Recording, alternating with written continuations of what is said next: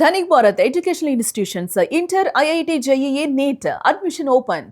IPL 2026 season ఒక సరికొత్త చరిత్రకు వేదికైంది. కేవలం 15 ఏళ్ల వయసున్న వైభవ్ సూర్యవంశీ అనే కుర్రాడు క్రికెట్ ప్రపంచాన్ని తన వైపు తిప్పుకున్నాడు.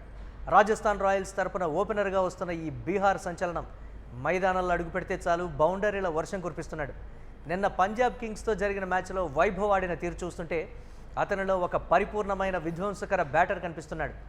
భారీ లక్ష్య ఛేదనలో కూడా ఏమాత్రం ఒత్తిడి లేకుండా అతను ఆడిన ఇన్నింగ్స్ జట్టు విజయంలో కీలక పాత్ర పోషించింది. నిన్నటి పోరులో పంజాబ్ కింగ్స్ విసిరిన 223 పరుగుల భారీ లక్ష్యాన్ని ఛేదించే క్రమంలో వైభవ్ ఆరంభం నుంచే విరుచుకుపడ్డాడు. కేవలం 16 బంతుల్లోనే 43 పరుగులు చేసి స్టేడియంను హోరెత్తించాడు. ఇందులో 5 కళ్ళు చెదిరే సిక్సర్లు, 3 ఫోర్లు ఉన్నాయి. ముఖ్యంగా అంతర్జాతీయ స్థాయి బౌలర్లను కూడా లెక్క చేయకుండా అతను కొట్టిన షాట్లు హైలైట్గా నిలిచాయి.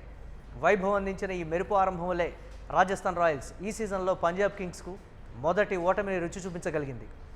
ఈ మ్యాచ్తో వైభవ్ సూర్యవంశీ ఒక అసాధారణమైన రికార్డును తన పేరు రాసుకున్నాడు. ఐపీఎల్ చరిత్రలో అత్యంత వేగంగా ఒక సీజన్లో 400 పరుగుల మైలురాయిని చేరుకున్న ఆటగాడిగా నిలిచాడు.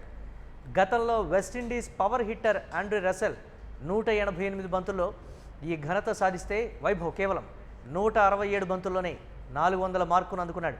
అతని స్ట్రైక్ రేట్ 245కు పైగా ఉండడం చూస్తుంటే అతను ఎంతటి ప్రమాదకరమైన ఆటగాడో అర్థమవుతోంది.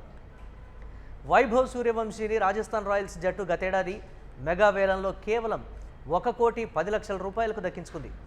13 ఏళ్ల వయసులోనే ఐపీఎల్లో వేలంలోకి వచ్చిన అతిపిన్న వయస్కుడిగా రికార్డు సృష్టించిన వైభవ్ కోసం ఢిల్లీ క్యాపిటల్స్, రాజస్థాన్ రాయల్స్ మధ్య గట్టి పోటీ జరిగింది. కానీ నేడు అతను చూపిస్తున్న ప్రదర్శన చూస్తుంటే అతని అసలు విలువ 100 కోట్లతో సమానమని విశ్లేషకులు అభిప్రాయపడుతున్నారు. ఒక రకంగా చెప్పాలంటే ఈ సీజన్లో రాజస్థాన్ రాయల్స్ చేసిన అత్యుత్తమ పెట్టుబడి వైభవ్ అని చెప్పచ్చు. చాలామంది పవర్ హిట్టర్లు కేవలం బలాన్ని నమ్ముకుంటే వైభవ్ మాత్రం అద్భుతమైన టెక్నిక్ మరియు టైమింగ్తో షాట్లు ఆడతాడు.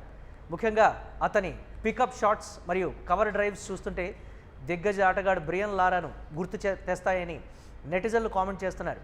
స్పిన్నర్లను ఎదుర్కోవడంలో కూడా అతను ఏమాత్రం తడపడకుండా క్రీజును వాడుకుంటున్న తీరు అతనిలోని పరిణితిని చూపిస్తోంది.